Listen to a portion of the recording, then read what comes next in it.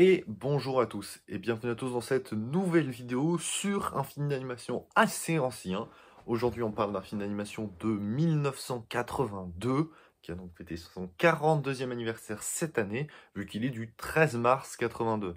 Il s'agit d'un film d'animation qui a été un petit peu difficile à analyser dans le sens de la prise de notes. Tout simplement parce qu'il a fallu un peu jongler avec des éléments qui sont extérieurs au film. Vu qu'on parle d'un des films piliers du Legiverse, l'un des plus importants qui introduit dans l'univers, mais pas pour la première fois, mais dans l'ordre chronologique des événements du Legiverse, c'est la première fois qu'apparaît dans l'histoire le personnage de Princesse Millennium. Et Princesse Millennium, elle sera connue plus tard sous le nom d'Andromeda Promessium et sera donc la méchante, entre guillemets. Si vous avez vu tous les divers, vous savez que c'est un peu plus compliqué que ça. De l'univers, grosso modo, d'Albator, de Galaxy Express, surtout, et de la finalité qui interviendra en 2004, Space Symphony Maëtel. Donc effectivement, on était face à quelque chose d'assez complexe, parce que parler de tout le Legiverse et de tous les développements qu'il y a autour, c'est impossible. Au sein d'une seule vidéo, peut-être que ça pourrait se faire un jour. Mais si je faisais une vidéo sur le Legiverse, je ne parlerai pas en détail d'œuvres. Aucune d'entre elles ne serait parlée en détail. Je ferai juste un survol rapide, juste en donnant les noms des animés, et sans s'arrêter plus que ça. Mais vu qu'aujourd'hui on est sur l'analyse de Princesse Millennium, on va pas pouvoir parler de tous les divers, c'est pas possible. Enfin, il n'y a pas 4 heures là devant nous. Ah, pas le temps. Donc j'étais un peu hésitante sur comment j'allais présenter la vidéo. Pas sur le côté que j'allais la faire ou pas, ça j'allais la faire hein, de toute façon. Mais comment j'allais la faire, c'était une question qui était assez difficile. Alors, Princesse Millennium, ou alors Queen Millenia, parce qu'évidemment Queen ça fait princesse, enfin si tu traduis, et bien sûr. LOL.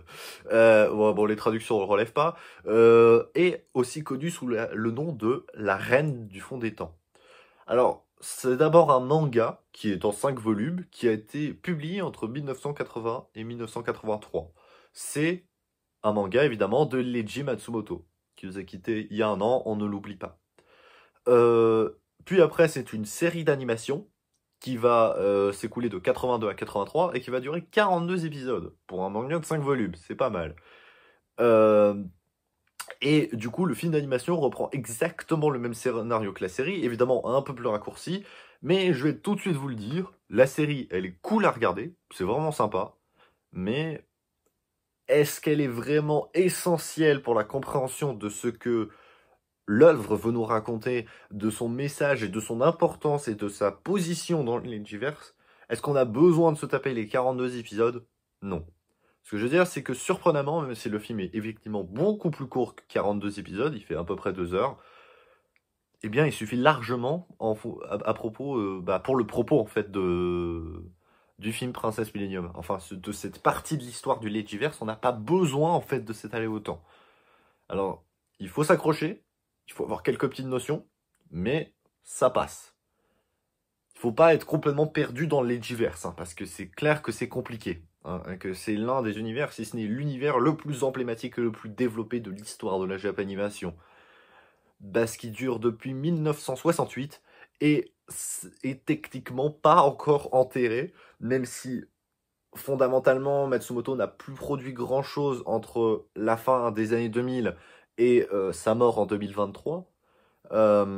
Il y a quand même eu des projets supplémentaires, même genre Albator Corsair de l'espace en 2013, même si celui-là est un peu à mettre entre parenthèses parce qu'il fait pas partie de Legiverse, il est pas canon du tout. Et il y avait les projets de résurrection avec le Zero Century de Albator, Emeraldas et Maëtel. Mais sauf que ces 3 films ont été abandonnés, le projet a été arrêté. Gainax a fait de la merde. Hein. Ouais, Gainax qui est un studio mythique qui a fait Evangelion, Gurren Lagann, Nadia, enfin des animés tellement mythiques dans les années 90-2000. Et c'est devenu du grand n'importe quoi. Gainax, c'est un truc de taré, c'est devenu un studio assez ridicule hein, finalement comparé à son histoire et à son passé.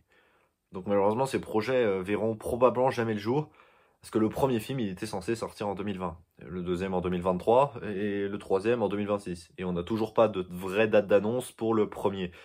Donc ça me paraît un peu compliqué quand même. C'est Masayuki Aki qui est à la réalisation. Alors le truc qui est un peu particulier, c'est qu'on pourrait se dire ouais bon bah Masayuki Aki c'est le mec qui a fait la série et puis voilà. Sauf que non. C'est pas lui qui a fait la série, il est réalisateur du film, mais celui qui a réalisé la série est un autre gars qui se nomme Nobutaka Nishizawa. Alors du coup, les deux hommes en fait participent pas directement dans les postes principaux de chara design, de réalisation, de scénariste. Aucun des deux participe dans les postes importants sur les deux projets. Alors évidemment, chara design, t'en as pas besoin parce que le chara design, c'est Matsumoto.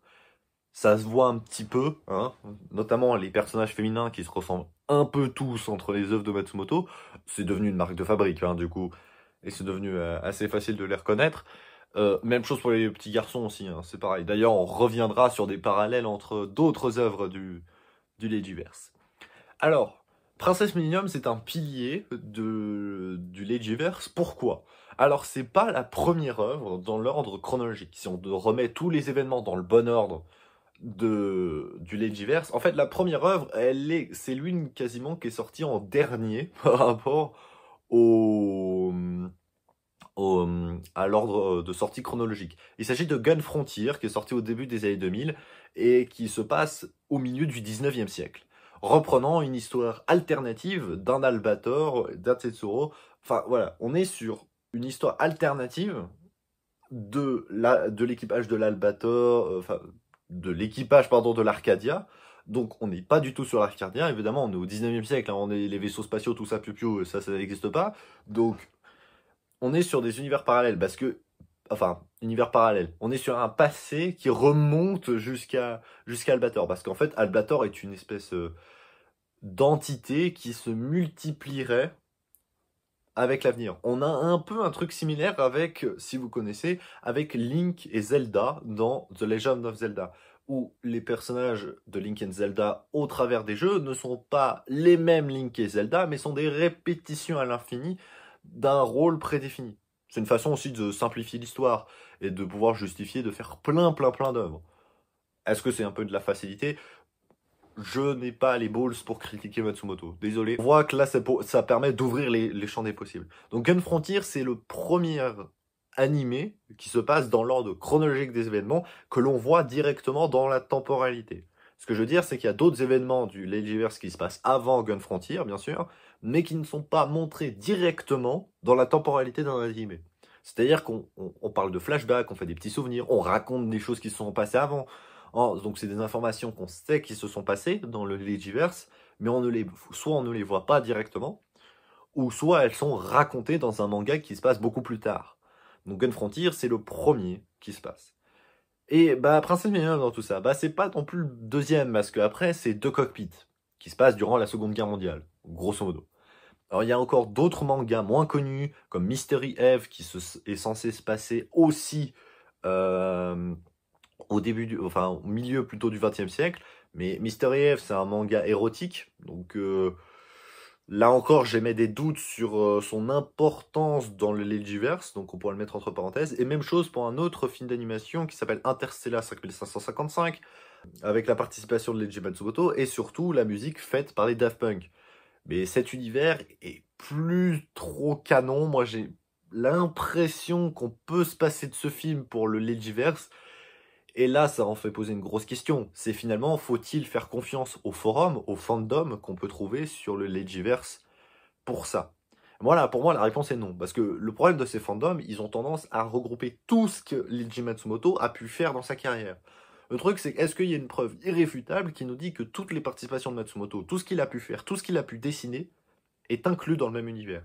Alors, dans ses œuvres majeures, oui, à savoir Space Battleship Yamato, Galaxy Express, Albator, Emeraldas, Princess Millennium bien sûr aussi, et tous les dérivés autour de l'Arcadia et du Space Battleship Yamato, parce qu'il y en a des tas, je ne vais pas faire toute la liste. Et ça, ce sont des œuvres qui font partie du Legiverse. Mais des œuvres comme ça, comme Interstellar 5555, où Matsumoto participe pas vraiment, il est juste là pour faire du chara design sur un film qui est finalement plus un produit marketing où on dit regardez, on utilise la musique des Daft Punk et regardez, on a Leiji Matsumoto qui fait le chara design. C'est plus de la publicité qu'autre chose. Et donc finalement, est-ce qu'on peut vraiment inclure une œuvre comme ça dans le Legiverse? Moi, j'ai mes des doutes. Mais si on devait l'admettre dans le Legiverse, Interstellar 5555 devrait se passer avant Princess Millennium. Parce qu'on doit être sur Terre. Et parce que la Ramétal peut pas avoir porté l'apocalypse encore. Enfin, c'est pas possible. Ça devrait se passer forcément avant. Pas beaucoup d'années avant, mais forcément avant. Aussi en termes de niveau technologique aussi de l'humanité, qui en 1999 est assez avancé. Donc ça pourrait se passer dans les années 70 peut-être. Euh, difficile d'estimer. Peut-être dans une temporalité qui est, ouais, en 70, 60. Difficile d'estimer, on n'en sait rien. Mais si ça devait être inclus dans l'univers, ça devrait se passer avant Princess Millennium. Mais est-ce que c'est vraiment relevant de le noter? Je pense pas. Donc nous voici avec Princess Millennium. Tous les 1000 ans, il y a un printemps de la vie. Alors, ce printemps de la vie, c'est un concept qu'on retrouvera pas mal de fois dans le film. C'est une espèce de résurrection de l'espèce qui vit sur la Ramétal. Les Ramétaliens, si vous voulez. La Ramétal, c'est quoi? C'est une énorme planète qui fait 9 fois la taille de la Terre, qui est observée à l'entrée du système solaire par les observateurs humains. Et qui se rendent compte que cette planète va leur foncer dessus, et va probablement détruire la Terre, ce qui crée un peu une panique générale sur la planète, d'ailleurs. Mais sur la planète, il y a une princesse, ou une reine plus exactement, la reine Millennium, qui dirige secrètement la Terre depuis 1000 ans. Et après ces 1000 ans de règne, elle doit retourner sur sa planète d'origine, qui est donc la Ramétal, pour faire une passation de pouvoir à une autre, Princesse Millennium, et faire un peu un reboot de la Terre, où la Terre doit disparaître. En fait, c'est pas trop clair. On sait pas si la Terre doit être physiquement détruite, ou c'est simplement la vie qui doit être effacée et faire un reset de la planète. Si on crée des humains, etc., pour une espèce d'exploitation, on sait pas trop ce qu'on veut faire parce que finalement, dans ce film, on va nous apprendre plutôt que Lara Metal a changé pas mal de ses plans et qu'à la base, on n'était pas censé faire ce qui se passe dans le film. Il y a des imprévus sur Lara Metal. Une mort assurée de Lara Metal voilà, qui se meurt gentiment. Donc, les habitants veulent en fait coloniser la Terre et chasser les humains. Mais à la base, si Lara Metal n'était pas mourante, peut-être que du coup, ils n'auraient pas fait ça. Mais qu'est-ce qu'ils auraient fait du coup? Eh bien, probablement qu'ils auraient dégagé quand même tous les humains. Ils les auraient peut-être effacés et fait un reset de la Terre avec d'autres humains et une nouvelle princesse Millennium. Comment exactement ils auraient fait, on sait pas trop, mais ils auraient trouvé un moyen, je pense. La technologie de l'art métal est largement supérieure à celle de l'humain. Cette princesse Millennium, c'est une personne qui est cachée et qui se nomme Yayoi Yukino. C'est du coup une professeure d'un petit garçon qui s'appelle Hajime qui vient lui rendre visite au début du film. On se rend très vite compte, et c'est pas un secret en fait pour le film, que c'est elle la princesse Millennium. Voilà, on n'essaie pas de cacher son identité aux yeux du spectateur, c'est très vite mis vers l'avant. Et évidemment, dès le début, dans la proximité et l'attention que cet adulte, donc la princesse Millennium, porte à notre petit Hajime, c'est sans rappeler évidemment la relation entre Maetel et Tetsuro Oshino dans Galaxy Express 999. Et je pense que c'est fait exprès, parce qu'on le rappelle, Princess Millennium, c'est celle qui deviendra l'antagoniste de Galaxy Express 999, à savoir Andromeda Promessium. Alors on n'aura pas, là, dans Princess Millennium, l'explication de comment elle devient Andromeda Promessium, comment elle devient méchante, même si vous savez que c'est un peu plus difficile peut-être, certainement, on le verra, mais ça c'est dans Space Symphony Maetel où on aura cette information. Donc en 2004, 22 ans après Princess Millennium, donc quand même, hein, va falloir s'accrocher les gars. Hein. Je comprends les spectateurs à l'époque, ils étaient un peu perdus. Hein. Et comment elle est devenue méchante, on sait pas. Pas dans Princess Millennium, c'est pas dit, donc on va pas commencer à expliquer effectivement. Il y a des raisons, effectivement, je les connais, hein, mais je vais pas expliciter ça maintenant. On va plutôt garder le personnage de Princess Millennium dans ce film. Mais effectivement, il y a peut-être une volonté de faire un rapprochement entre Hajime et Princess Millennium par rapport à Tetsuro et Maetel dans Galaxy Express. Et je pense qu'il y a un petit peu de lien. Sachant qu'on rappelle que la série Princess Millennium commence sa diffusion en 81 et que je rappelle que le deuxième film d'animation Galaxy Express est diffusé au cinéma dans le même temps, en 1981. Adieu Galaxy Express. Le premier film, lui, date de 79, juste après la fin de l'animé, qui, je crois que c'est arrêté en 78 ou en 79, pas sûr. Donc, un animé très long d'ailleurs, qui fait 150 épisodes, je crois. Donc, Galaxy Express, c'est un putain d'animé pour l'époque, hein. C'est très long, hein. C'est un sacré mastodonte, et Galaxy Express 999 fait partie de ces œuvres oubliées, où moi j'essaie de rendre justice avec la Maëtel qui est là-haut, effectivement, et qui est... Parce que c'est un animé que beaucoup de gens ont oublié, et pourtant, Maëtel, pour moi, est l'un des personnages féminins les plus intéressants à analyser dans cette décennie. Voire peut-être, ouais, dans la décennie 70 en tout cas, peut-être même dans la décennie 80. Et quand on aura sa finalité en 2004 avec Space Symphony Maëtel, ça encore, ce sera épique. Enfin, Leiji Matsumoto a toujours eu un truc très spécial avec les personnages féminins, parce qu'en même temps, il les met à nu souvent, il, il fait une espèce de tension des fois un peu romantique entre ces femmes-là et des personnages masculins très très jeunes. Je pense à Maëtel et Tetsuro, c'est des fois un petit peu gênant. Euh, mais en même temps, il y a une certaine forme de pureté, d'harmonie, de beauté, de générosité, de gentillesse, d'intelligence, de toutes ces choses-là qui sont combinées dans ces personnages. Et ça, on le retrouve dans Maëtel et dans d'autres personnages féminins, même si des fois c'est un peu différent. Genre, par exemple, à Princesse Millennium, c'est assez similaire, mais la façon dont on a traité Emeraldas, la sœur de Maëtel, c'est effectivement drastiquement différent dans la façon de réfléchir à un personnage, parce que c'était la volonté aussi d'opposer les deux sœurs. C'est assez logique. D'ailleurs, soit dit en passant, Princesse Millennium a une sœur. Et dans leurs principes moraux, elles s'opposent avant de se rassembler pour combattre ensemble l'Ara Metal qui vient les attaquer. Et c'est la sœur, Senai, je crois. Non, Sérène. Sérène. C'est cette sœur Sérène dans Principe Millennium qui va donner sacrifice à la Terre, convainquant ainsi la Princesse Millennium de se battre et d'envoyer les autres humains se battre pour défendre la Terre face aux l'invasion de l'Ara Metal. Et effectivement, ce qui est assez drôle, c'est que Emeraldas et Maëtel aussi sont vraiment pas du tout d'accord l'une avec l'autre sur comment combattre le même ennemi, qui est leur mère, Andromeda Prometium, mais finalement, les deux vont travailler plus ou moins main dans la main à la fin de l'aventure. En gros, hein, évidemment, je simplifie pas mal de choses, hein, je vais pas faire un résumé de tout ce qui existe, parce qu'effectivement, là, il faudra encore prendre l'intervention d'Emeraldas dans Albator, parce que si Emeraldas se retrouve dans Albator, parce que je vous rappelle, Emeraldas, c'est la meuf de Toshiro. Donc c'est la meuf du meilleur ami d'Albator. Donc oui, la princesse Millennium que l'on voit dans ce film, c'est la belle-mère du meilleur ami d'Albator. Oui. Non mais c'est là qu'on voit que, ouais, bah voilà, et effectivement de créer cette famille, bon, un peu bancale cette famille, mais cette famille quand même, au sein de l'univers du Legiverse, et que chaque histoire, chaque animé, chaque manga a sa propre indépendance et n'a pas forcément besoin des autres pour être intéressant. Prince Millennium ne fait pas exception à cette règle. Ça me fait un peu penser en littérature à ce qu'avait fait Émile Zola dans la saga des Rougon-Macquart. Ouais, je suis en train de faire un parallèle entre Émile Zola et Leiji Matsumoto. Vous allez faire quoi là?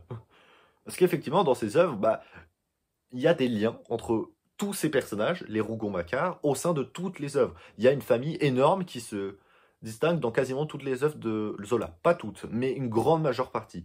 Et donc, mais finalement, pour apprécier une œuvre comme Germinal ou L'Assommoir, les deux œuvres les plus connues de Zola, eh ben vous n'avez pas besoin d'avoir lu l'un des deux pour comprendre l'autre. Mais effectivement, si vous creusez un peu plus, vous observez les liens. Alors peut-être que la comparaison est un peu bancale parce que les liens entre les Rougon-Macquart dans Émile Zola sont beaucoup plus faibles que Matsumoto les fait dans ses œuvres. C'est plus évident chez Matsumoto. Parce qu'on va directement insister là-dessus, et que surtout qu'il y a des œuvres combinatoires, c'est-à-dire des œuvres comme Space Symphony Mattel, où tu as Maëtel, Emeraldas, Albator et compagnie qui vont tous se retrouver dans le même animé. Alors, la contribution d'Albator dans Space Symphony Mattel est assez réduite, mais il est quand même là. Et c'est vrai qu'on oublie souvent, parce que pour nous, Leiji Matsumoto, c'est Albator. Et c'est le grand Albator, cette création suprême, Albator. C'est le truc qu'on a connu, peut-être que si vous êtes un peu plus âgé, vous avez connu à la télé. Et c'est un souvenir gigantesque. Mais on oublie en fait qu'Albator, c'est qu'une toute petite fraction de l'univers de Matsumoto. Et c'est pour ça que moi, j'étudie ça avec énormément de fascination. Parce que certes, Matsumoto, c'est pas mon créateur préféré. Pour moi, ses œuvres, c'est pas celles que je préfère, personnellement. Mais elles sont incroyables quand même.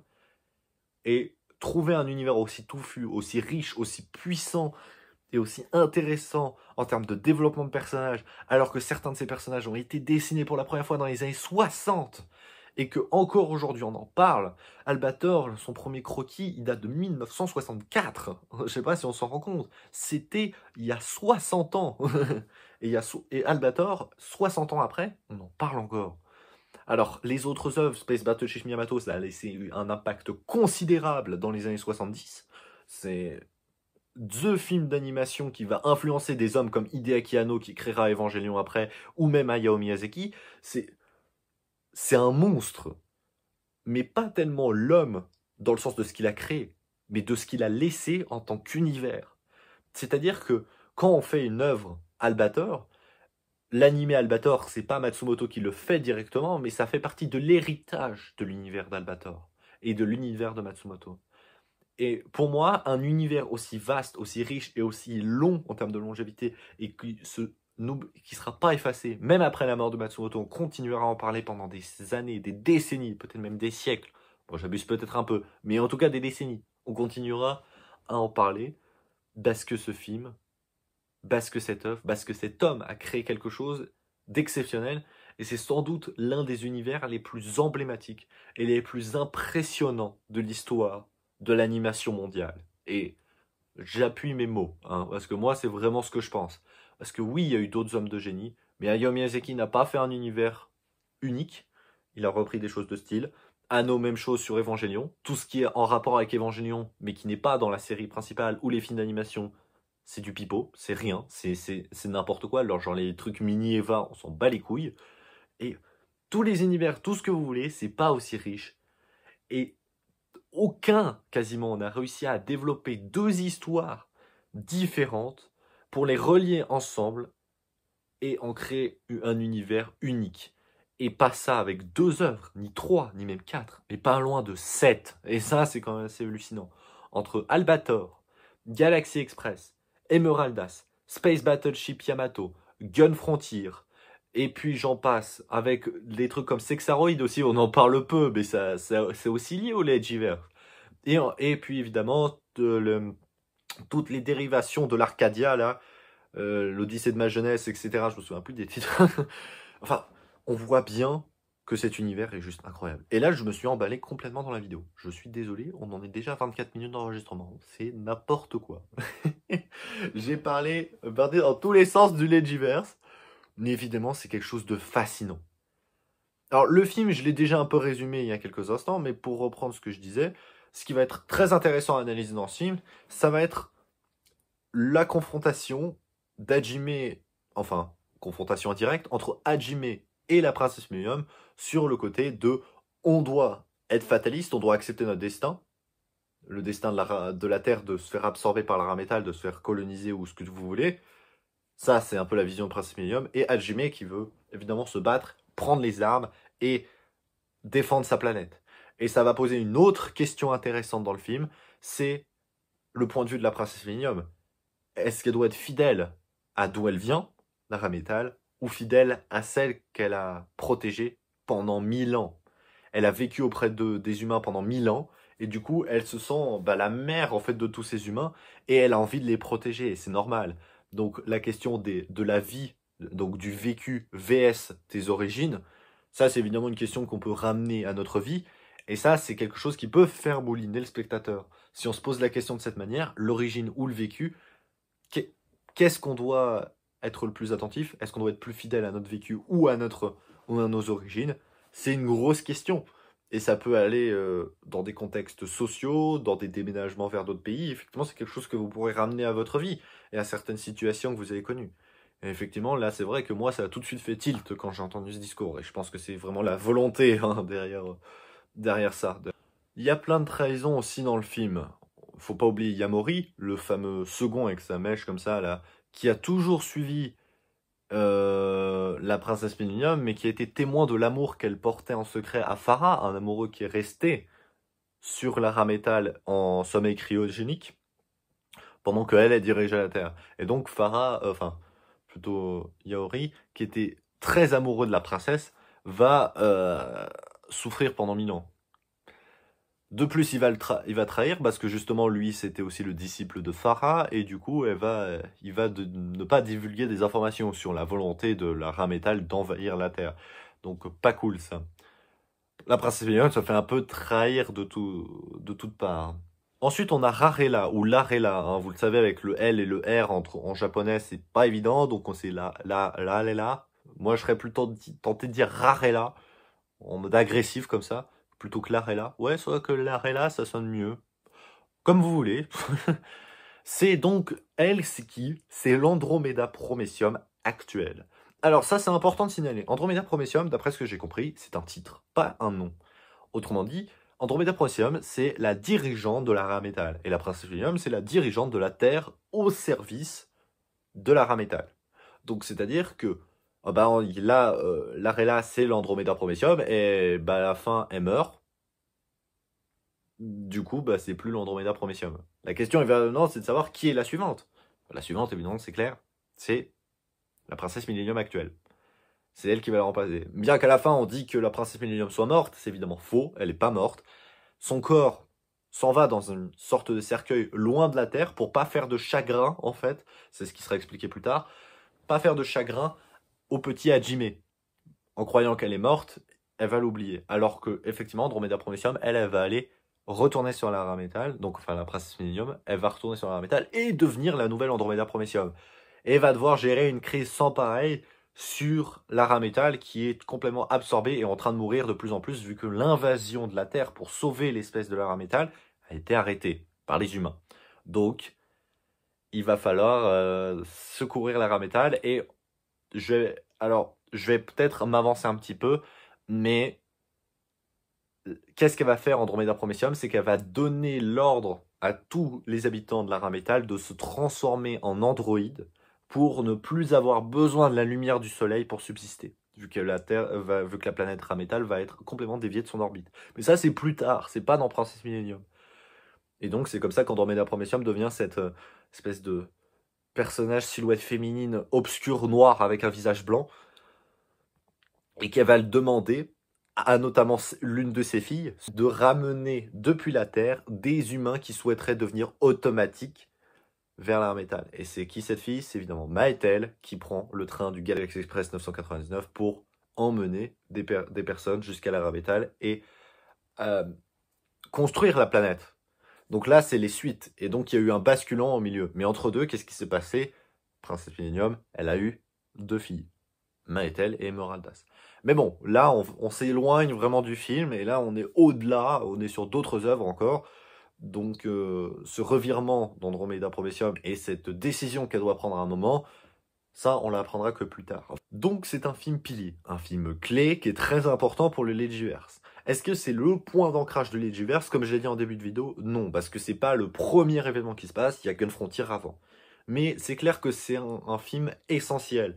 Si vous avez la flemme de regarder l'animé, le film suffit amplement, à mon sens. Dans le sens du propos et de l'importance du récit. Il faut bien comprendre tout ce que j'ai dit, parce que sinon après c'est un peu compliqué de se retrouver. Ce qui m'amène à une discussion intéressante. Une vidéo sur Legiverse, est-ce que c'est possible? Je serais tenté de dire oui, que j'ai très envie de faire une vidéo sur Legiverse, ce serait du coup dans les vidéos un peu spéciales, autres, sur le cycle de 3 semaines, donc après la fin de Steins Gate, donc ça c'est envisageable, sachant qu'il y a d'autres films d'animation, plus ou moins liés au Legiverse, dont j'ai envie de parler. En tout cas, deux, Interstellar 5555 et Albator, Corsair de l'espace. Mais ces deux-là, on l'a dit, ils sont peut-être pas canons, donc ça c'est moins grave. Mais il y en a deux autres encore que j'aimerais parler, et eux, pour le coup, ils sont canons de manière à 100%, c'est les deux films Galaxy Express. On parlera pas de l'animé, ou peut-être un jour sur les vidéos sur les animés, peut-être, effectivement, mais pas dans l'immédiat, on va pas se pencher épisode par épisode, parce que comme j'ai dit, il y en a plus de 140, donc voilà quoi. Donc, Prince William, en résumé, film clé, film important pour comprendre le Legiverse. Mais c'est pas tout, et effectivement, le Legiverse est encore très vaste. Et j'ai parlé d'Albator, j'ai parlé de Maetel beaucoup, j'ai parlé d'Emeraldas, d'Andromeda Prometium, mais j'ai quasiment rien dit sur le Space Battleship Yamato, parce que là aussi, il y a des choses intéressantes à dire sur le Space Battleship Yamato, mais ça ne concerne pas directement Princess Millennium. On peut mettre entre parenthèses ces histoires d'Arcadia et tout ça, avec Yamato et tout ça.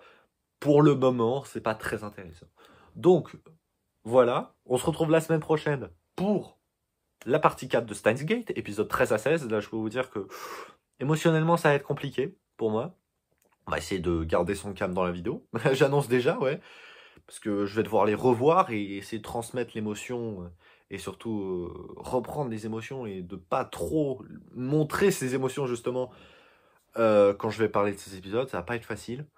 On va essayer, on va faire au mieux. Et dans 2 semaines, on va du coup parler d'un nouveau film. Je vais faire le tirage plus tard.